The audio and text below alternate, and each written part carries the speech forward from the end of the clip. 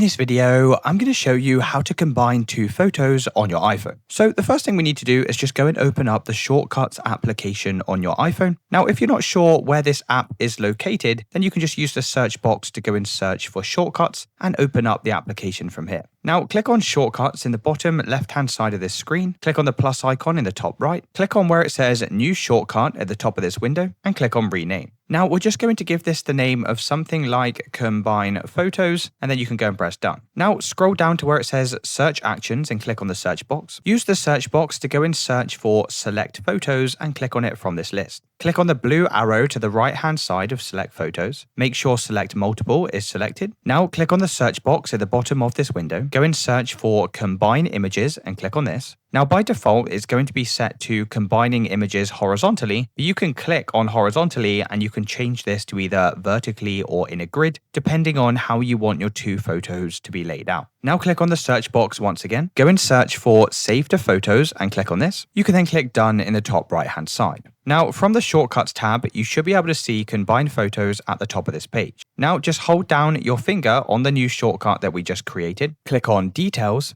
and then click on Add to Home Screen. Click on Add in the top right hand side. And as you can see, we now have this application called Combine Photos. Go and open this up. You can then go and select the two photos that you want to merge together and press Add. You can then go and open up the Photos application on your phone. And now at the bottom of my camera gallery, you can see we have this new photo that's been created. And here's our two images side by side. Let me know in the comments if you did find this video helpful, and I'll see you with the next one.